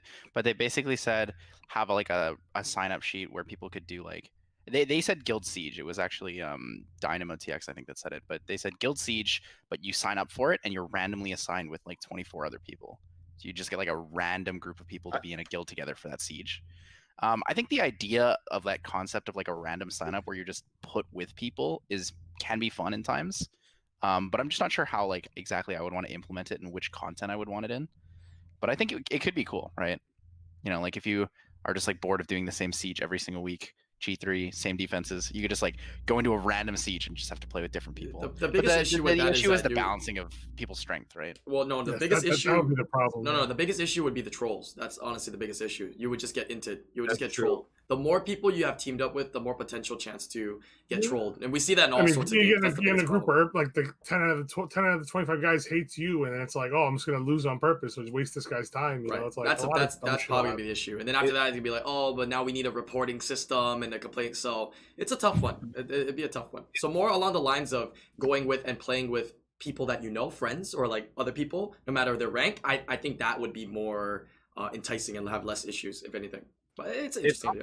If Comtuous is listening and they do decide to like come out with like PvP co-op content, please let the draft be like 1 pick, 2 pick, 3 pick, 4 pick, 5 pick, 6 pick. You know what I mean? So like if I get first pick, I pick Hathor. The opponent gets 1 pick as well, or 1 pick as well, and they pick like Gani, and then your teammate gets 1 pick as well, and they get to pick like a monster to counter that monster, and then they get to pick 1, 1, 1, 1. Like 1-1, yeah. I think that's like an awesome idea. And then like your friend will pick something random like Garo. You're like, oh, why do you pick Garo? And then like when game starts, like, whoa, Garo carried us, and that would be really cool. Right. Yeah. So there's a RTA mechanic that I think would be pretty awesome. Oh, I forgot about this. It's really simple. Like it's just people play Pokemon. It's just the tag team. It's the unit. It's the swap. So for example, like the RTA system right now that we have, right? So like they pick 4 or 5 players, and then or maybe just four I don't know, 5 units, and then you ban one of the other ones, and then the final actual last pick would be like a unit that the other person cannot see you pick, and that would be the unit that you can swap out during battle. So, like, oh God. yeah, That we sounds so fun. How many people And are gonna last pick swap in like a Juno or something? yep, stuff like that. But I mean, which would be hard to balance because like you could just okay, actually, it wouldn't be hard to balance because like you have to pick your last unit before the ban. So in case they ban a certain unit, you just replace that ban with the new unit that replaces that role. So during battle, you could swap out whenever, but there's a requirement to swap out again, which is from my perspective, it will be after all your units move once, and then you could swap out, or all units move at least 8 times total in case one unit gets controlled to where he can't move at all. Would you want it to be based on taking that unit's turn to swap it, or what? No. I want him to be able to take action as soon as you swap to him. It'll just be a lot more fun. That's kind of crazy. That's though. kind Like, of I mean, broken. like swapping in a cleanser, for example, against Gambit, Yep. that would be nuts. Yep. But That I would mean, change. if you're all sleeping, then dude, that would be crazy. Yeah. One person resist. All you need is one person resist. You need a Juno, and you swap Oh that my Juno God. in for a Veligible, or like an Anavel or something.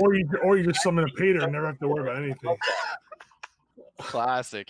I think people have to like rune up more monsters too. The thing is, but I don't think that would like diminish the strategy for the game. It would be a fun special league. Yeah, especially Yeah, would it be could be a for fun. special league, but it wouldn't be good for like The problem is, actual RTA. I wouldn't want Yeah. anything in Special League except for things that they are considering to actually make happen. You know what I mean? Like I know. I always say you can do shit in Special League and fuck up, but I want them to use it as a testing grounds for stuff that may, or leans towards may actually occurring or actually will be put into regular RTA. Like, do they have streaks yet for regular RTA, or is that still only Special League? Special league. See, I think they need to put it in. I need to put it into regular season. I kind of disagree with that idea that you just said, Yeah?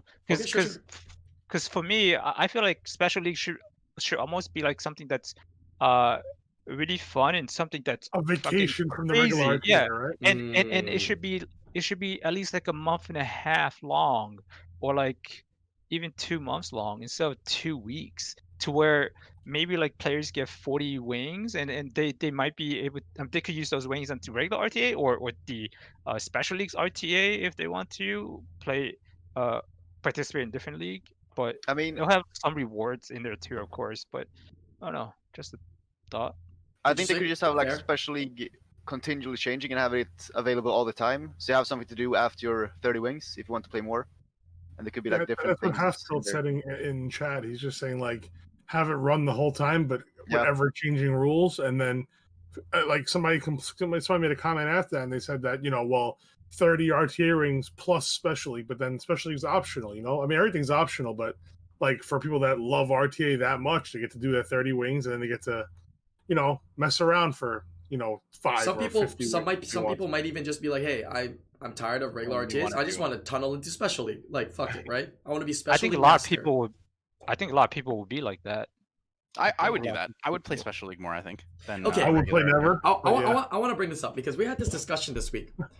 How much harder is Special League than regular RTA? My personal opinion is that for Special League, even though people say it's very toxic and it's tough, Special League is your best chance to beat people that you will normally never beat in regular RTA because of a more limited pool and because of more limited rules. Is this true or not true in your opinion? Special League is definitely easier if you're willing to take the time and rerun all your shit for the 2 weeks Okay, that it not goes on. excluding that. Just talking about the Yeah. actual Yeah, RTA and whatnot. Because people are saying it's if you so. put in the effort, it's definitely gonna be easier because you're limiting people from what they're used to doing. Like if, for example, if you fight you fight how to play, right? Right. Every game you fight him, it'll be like 4 or 5 LDs plus 1, right? Every time you fight him. Now, if he happens to queue Special League, you might beat him because his team looks exactly like yours. And if he didn't take the time to move all the runes from his crazy units to those, you might have the same runes as he does. You know what I'm trying to say? Like, so I think you have a higher chance to beat anybody in Special League if you're willing to put in the time and effort. But the problem goes back to what Fwa is saying is like, Special League is so short. Like, do you really want to invest?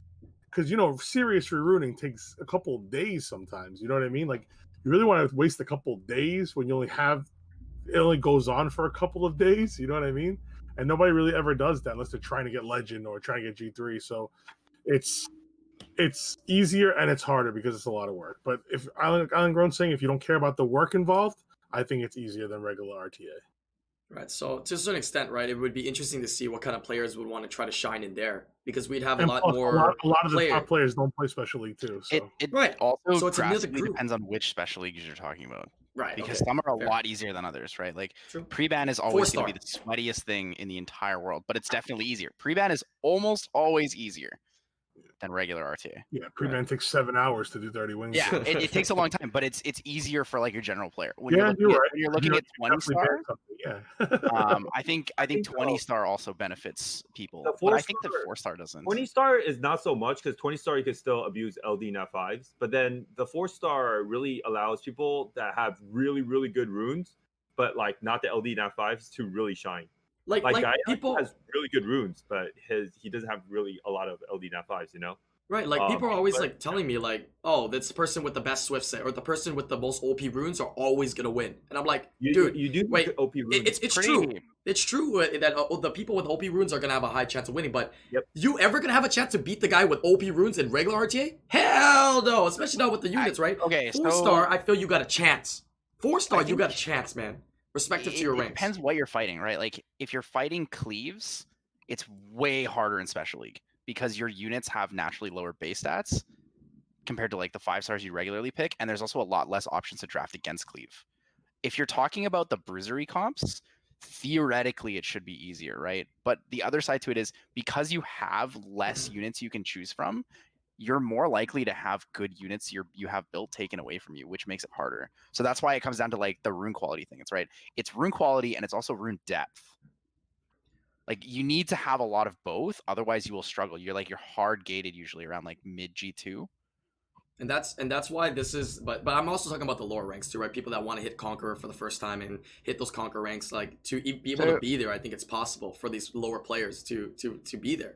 I think it's actually possible, man. And everybody was like arguing with me this week that Special League is tougher and whatnot. So we had this discussion tougher. last week on the podcast, right? Like Did I we? argued that it was last week or 2 weeks ago. Maybe. I argued that 4-star RTA is harder yeah. than regular RTA. Yeah, And you were trying to say that. And my frame of reference for that is G1 to G3 specifically, because everything below that I think is easier, because there's no rank. It's just a point. Once you get the points, you're set, right? Once you get G1, you need the rank, and you're playing as people, and it gets exponentially harder, faster than regular RTA. I think we also agreed upon too. Now that I think of it, we also agreed upon that because Special League again is so short, we're not able to see the diversity of what it is. Like imagine Special League the whole year, and let's just pretend it was 4-star under. And imagine if Fwa played, man, or like some of these other brains played. How many units they would test and build that would literally just change the whole meta, right? Because we actually changed the meta more than we like to give ourselves credit for. A lot of people like to give balance patches a lot of credit, which it's fair. But a lot of times it's us. What we try, we find that works, that actually changes the meta, right? It's all those units we find that are super good all of a sudden. Like Vigor all of a sudden, right? It's great, right? Because a lot of people started testing and using it. All you need is one season length with good rewards, and it would be easily tested and proven that it's either easier or harder, right? Right. But the reason I think that it is harder still is like you said, because of the limited unit pool, right? Because of the limited unit pool, you're less likely to get in something you need, and it's harder to build team compositions, right? It's harder to have counters to things, and it's harder to build a cohesive team and counter, right? But it's Whereas limited. In regular No, but RTA, it's not actually. Yeah. Okay, Go ahead. explain why it's not. Because since there's way less variation, you can have way more, like you can have counters rune to those things. While in normal RTA, you need to have like a wider variety of counters, and you can't I have think everything your runed up. counters cohesively come together a lot weaker than they do in regular RTA, though, right? Because the 4-star counters, I think the 4-star counters aren't nearly as strong as a lot of the 5-star counters we use.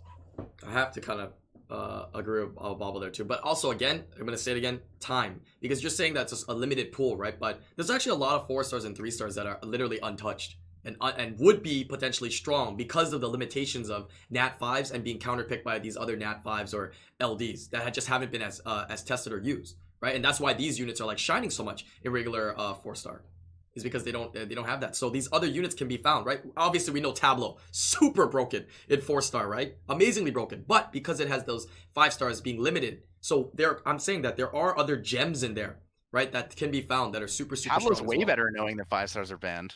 Yeah, Tableau is actually better when the 5 stars are banned. That's what I'm saying. But Versus, he's strong in there, meaning that there could be other 4s as well that haven't been tested yet that are also very strong because now they don't have those 5 stars countering them. Yeah, and it can be used in there. So it's just something to think about. One other topic that I want to talk about with the PP is that, in my opinion, like Comtois should really like have a system to where you could increase. I'm always gonna go back to this. The base stats. Base stats are always so important. It's also one of the reasons why 4 stars and unders don't really shine that much. So like they need a system to where you can increase the base stats of Nat 4s and under. You could select a certain stat and increase the base of it by 15%. So like for example, Lucian, okay, like you cannot increase the base attack by 15%, but you could select defense or HP, increase it by 15%. But there are certain units that this shouldn't be allowed to happen to, like for example Vertihero or even like the Heart Magicians, because their base stats are already so freaking high. But like this needs to be, I don't know, because like with the runes you get so much percentage of stats that when you put it onto Nat 4s and under, like even the you're losing value in your runes. Yeah. Exactly. Like the exact same set of runes on a Nat 5 compared to a Nat 4 even, like you're losing like 10k HP and like 200 defense or like 300 defense, you know? So if you could just increase the base stat or base HP or defense, but yeah, like I mean, what I was this has saying. been Flaw's idea for a couple of years, but they kind of did something with that was the 2As. You know what I mean? They've made the 3 stars relevant with 2As because that bumps their base stats and increases their already decent skills to be better. That's why I've been seeing so many more Bernards being used now, right? Into like just regular bruiser comps too. It's just because his utility and kit's so much better with the higher base stats as well. And a lot of these other they gave him speed scaling and they're like, okay, now he's nuts. Yeah, true. But yeah, with this idea, like 4 stars, like a lot of them should be allowed to have 50% more HP or defense even. Like, but a lot of the 4 stars are already kind of really powerful, man. Like yeah. That's really limited to like right. Like that's why the succubus, it's gonna be crazy. Or they put it on like the Neostone agents, or they put it on like the. There's some units that shouldn't have this. There's some units that shouldn't have this. Like for example, like what I said with the Heart Magicians, and also the Neostone agents, because their base stats are already so high, and OP kits like Vertihero. There's some units that you shouldn't allow this to happen to, but like a lot of units should be okay to have this. Like the succubuses, I feel like it's okay if they have this. If they're I don't think so. They're way too powerful. Succubus have OP kits, bro. Yeah. Oh my god. Yeah, they're pretty. They're on revenge. Oh. So, I have to say I'm giving the succubuses a lot more credit now. I've been seeing their I've slightly undervalued them. I thought they were like okay, but I'm seeing them get pretty toxic, man. They're pretty nuts. It was like the first day of 4-star RTA, and then me and Patrick's like re-runing for 4-star Special League, and like the first monster we ruined up were like the succubuses. They're so good. Crazy. Yeah. Go ahead, Tyler. So, do you okay? So E7 did this, but they basically revamped flat stats as a whole, as a substat and as a main stat on runes. And they basically made them comparable and contendable with like percentage stats, not to the same degree, because there's very few units where it's like a flat stat is actually better. Usually they're like worse by like 10 to 12%. But do you think that if they increased if they rebalanced the flat stats, it could be enough to make up the difference? No, because like there's still the percentage that's in the rune too, right? So there's flat percentage and there's. You talking about the flat stats on the base stats of the monster, the flat stats on a rune? I don't know. You can never add flat stats to the base stats. Much would be insane. On the runes, so like 500 flat HP or like 200 flat HP, it'll be like almost like 800 to where like 7% HP on that same rune would be equivalent to like maybe like 800 or like 600 HP. So like one row of HP. Tyler's talking about it's not like 100 to 200 anymore. It's now like 600, right? That's what you're talking about, Tyler. So I'm saying, okay, so right now a max roll flat HP is 375, right? And 8% HP on your average unit is probably going to be like 900-ish HP, right? I'd say your average unit probably has 11.2k base HP, maybe 11k or like just under. So like 850 to 900-ish. So why is it that the flat stat roll is literally less than half? Like why can't it be like 2/3 or something? Because then they would actually be a little more valuable and they might contend for better stats. That's kind of scary though. Imagine you have like a monster that needs HP and you put like HP percent and flat HP. Yeah, so the danger of it is that the tankier units get notably more tanky, whereas the damage units don't get as much as they did before. Yeah. So I mean that's the kind of thing, and I think maybe like after bringing it up, it's probably not worth it because the damage focused units already don't. You know what I want to see already though? don't kill things. So I want to see them. I want to see them make like flat stats for the main stat more usable. Right, bump that amount a little bit higher so that you have to find the threshold where bumping up. Let's say because like a slot 4 or 6 HP flat is like 2,000 something HP, whereas an HP percent is like just so much more for units that are over 10,000 health, right? But if they were to bump the flats up, you would be able to get the benefit on certain units, right? Whereas you wouldn't use that rune on other units, and it would make that rune for a lot of players more valuable. That doesn't really alleviate the base stat problem, though. Because if you're still starting with 8k and I start with 13k, it exactly attacks the base stat problems, right? Because if the base stat is low, you could have the flat HP. Right, it actually alleviates it. It alleviates it for the units that have the low base stats. Let's say like an Iris, right? Make it so that an HP percent, instead of HP%, it doesn't have as much value. A flat may become more valuable than HP on an Iris than on other units. So certain units are rune on flat 4/6. And that's something me and Obabo has a problem right now. We're both trying to rune up a bearing with more HP, but we can't. It just makes runes a little bit easier for people to obtain them. At least one of us has John as well. So. Whoa! All right. Wow. Fine. True. Damn. I just fine. Okay. So there is actually one more thing I wanted to bring up, and it's something that Fwan and I talked about last week. I'm not sure if you remember, but we were talking about how the damage over time scaling in RTA is really imbalanced because what happens is you gain attack and you lose HP, when in reality you should gain damage and you should lose all, and you should like either not lose HP and defense or like lose both a little bit. Right. So then, like HP, you could start using HP scaling monsters. You could use HP scaling monsters, and defense scaling monsters wouldn't be as OP near the end of a match. So like Artemil wouldn't be insanely strong in a 1v3 at the end. Oh wait, did you say Artemil won't be insanely strong? Oh, never mind. I don't like that idea. Well, your Artemil also theoretically. He doesn't even pick Artemil, bro. But my point is like. It wouldn't shift it to an HP meta, right? But it would make units that are HP scaling not be shit after 30%. Like after 30%, HP scaling monsters are a lot weaker. Yeah. Vigor would be the best unit in the game. I mean, unless you have like the insane ones like Vigor, right? Like Vigor is a good example of that. But you could more viably use units like Rakan. You could more viably. But there's like Kamoon, Beast, the Beast. No, but Beast monks. Like Vigor has attack scaling as well. That's why he's good in RTA. If he only had HP scaling, he wouldn't be used. But the point with that is like right now you gain attack, right, and you lose HP. You don't lose defense. So this would reward people who don't pick like straight wall comps. Like there's a lot of people who pick things like Amelia, Tyrannus, Arda, and they just pick like. And they run them all in HP. Yeah, usually they don't run any of them on crit damage except for the ragdoll, right? So they're like they don't hit you that hard. And then pick 4 random idiots. Yeah, but they survive so long, and then you just lose at the end because they don't lose any defense. They just get stronger and stronger and stronger, right? I mean, so their damage would continue to go up because instead of just attack going up, overall damage would just increase, right? But you would also lose HP and defense, so you'd lose your tankiness.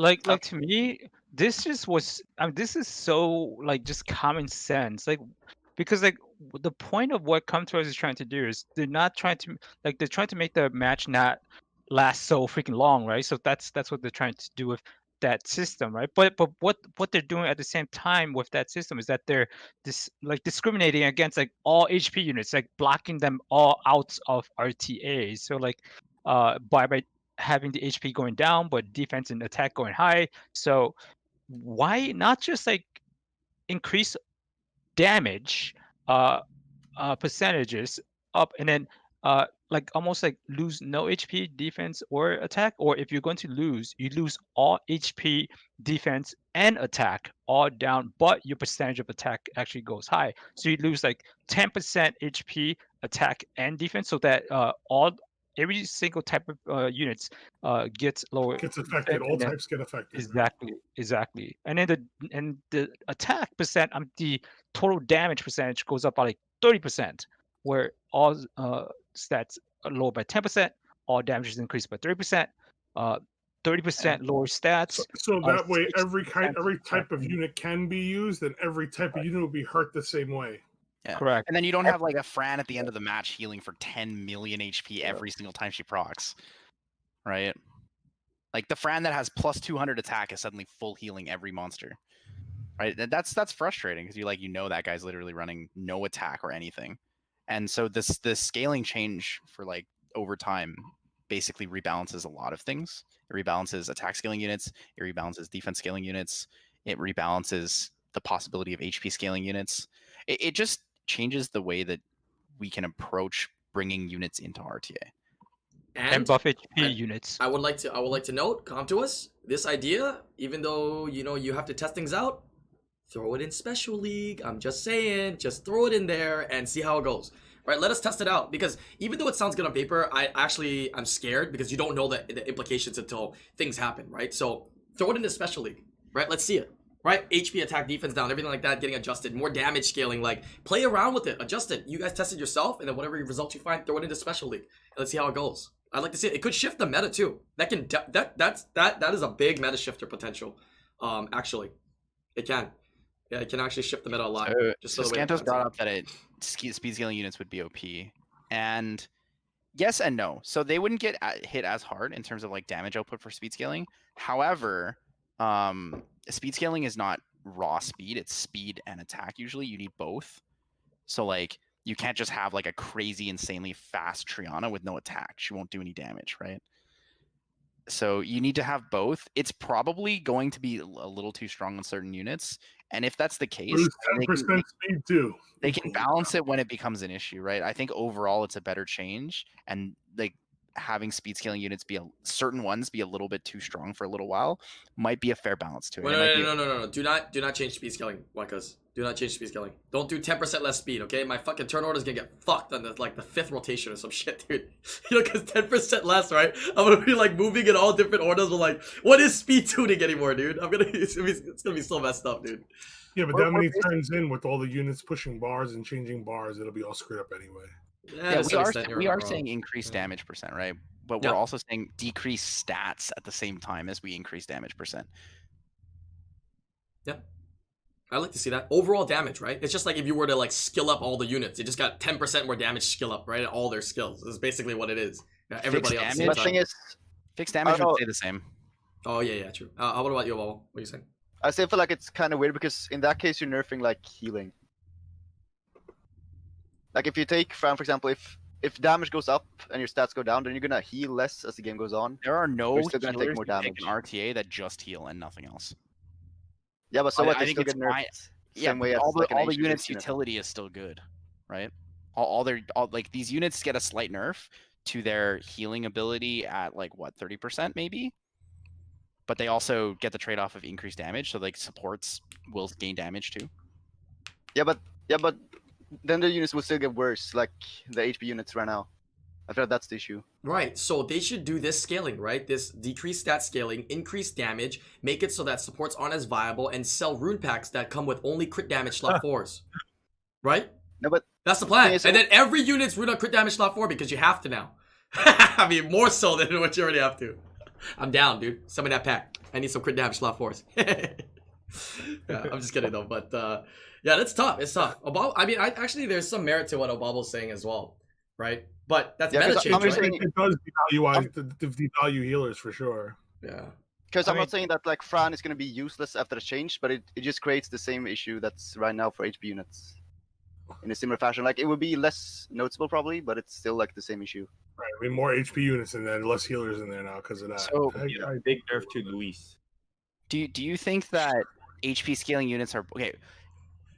Let me phrase it this way: do you think that HP scaling units are bad in RTA because they lose their HP, or because they are like what about it do you Both. think makes them bad? Right. I think it's both. So if we adjust one of them, then does that not make it better overall still? Thing is, I think an easy way to do it as well is like if you're HP scaling at the start of the game, if that stays, like damage wise. But what That's- about the mixed damage That's ones? that's what we're talking Yeah. about. That's what we're doing. I mean, Yeah, that's yeah. what we're doing. Just the system. Yeah, exactly. But that way you don't like nerf healers as well. I mean, healers are going to be nerfed no matter what, because like later in the match, you're going to do more damage overall, so it's going to be almost That's true. impossible to heal. So Yes, but that's certain the healers point. also heal more. Well, attack now. scaling healers. Yeah. attack healers, right? I think attack scaling healers are OP, and I think they should be nerfed. That's my stance on Yeah, that. like Fran and Alucia, their skill 2 at the end of the game is a full heal every time. I You know what actually mean? have zero But problem as everything nerfing goes Fran and down, the Alicia's heal heal will be much amount. smaller. But they're free to play units. Comp to us You're doesn't like to touch free you're to play not units. nerfing their heal in PVE content. You're not nerfing their heal in the first like 5 to 6 turn rotations, right? Like you're nerfing them to the point where like at the end of the match, Fran doesn't vial proc full heal everything every single Yeah, time. but what is the difference between that and you bringing a Ritesh right now and its damage going down by the end of the match? What's the difference? Is that the Ritesh does more damage as the match continues. Yep. Like the Ritesh No, would it still doesn't. do. Ritesh damage goes down now, and it would be the same for like healers, right? Yeah, but if with our change, his damage would continue to go up. His damage would literally just go up.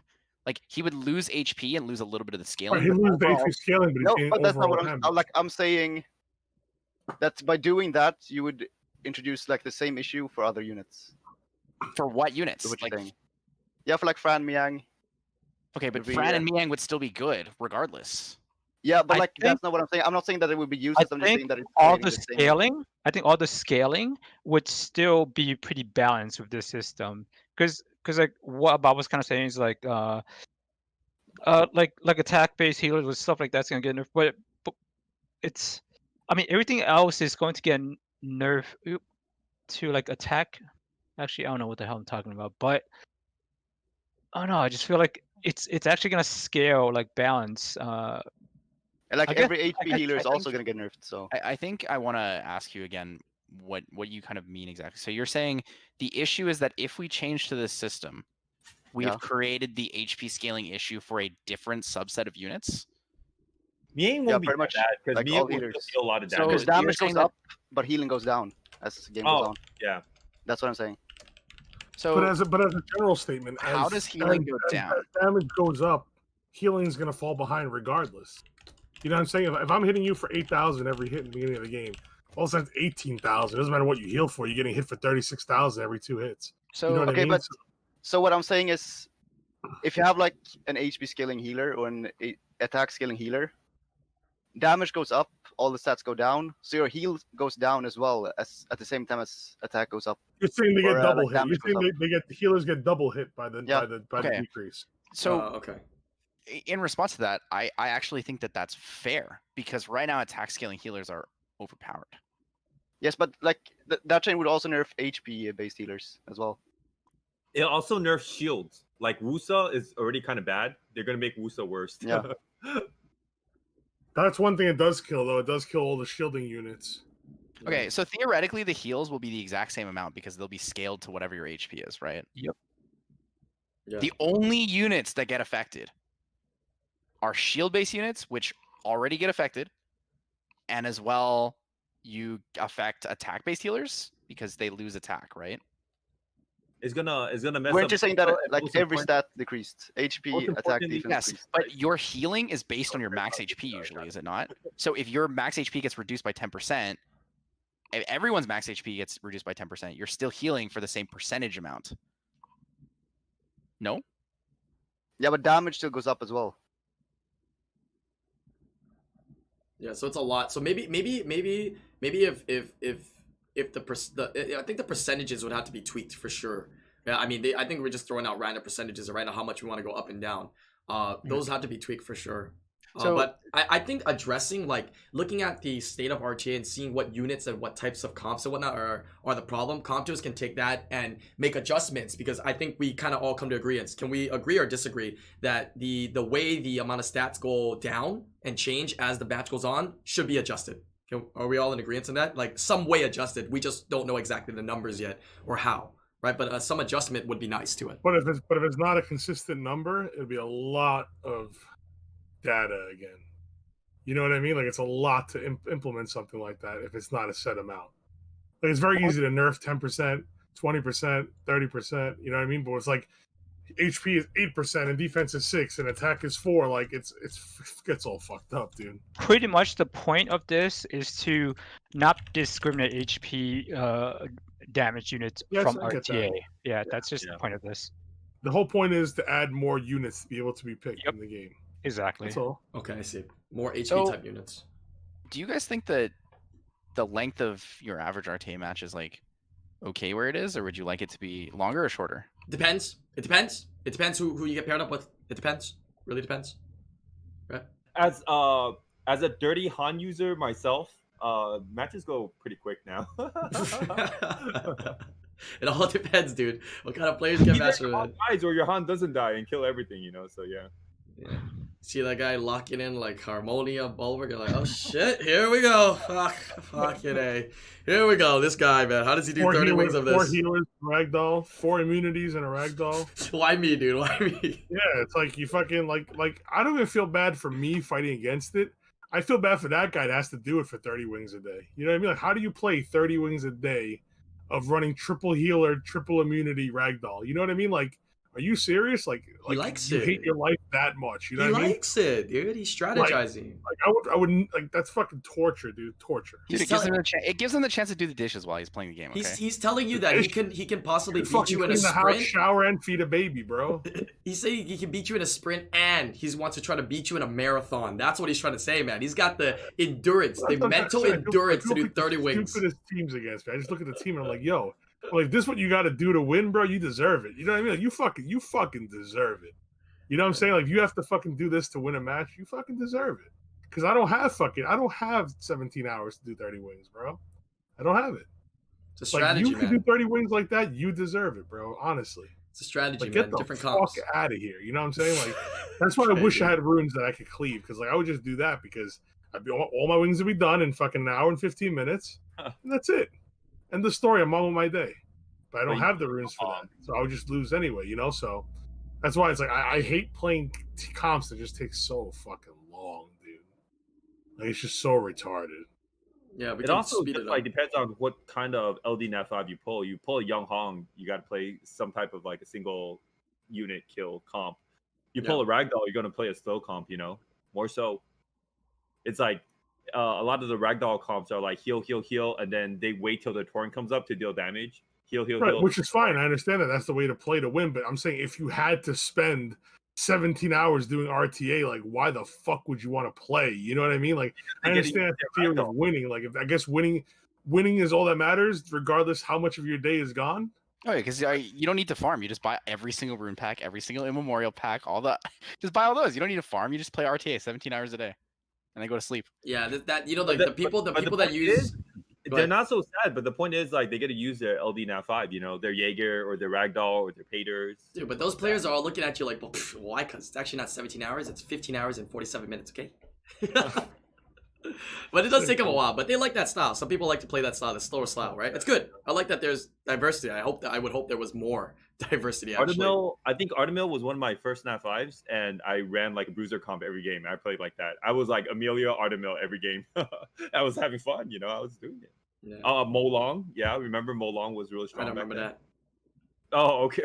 Molong is good again now. It's nice. Yeah. But I wanted that awesome feeling of, hey, today when I play RTA all 30 wings, I hope I am first pick, so I could just choose Molong, right? I want that feeling, man. Everybody I get that freaking feeling, bro.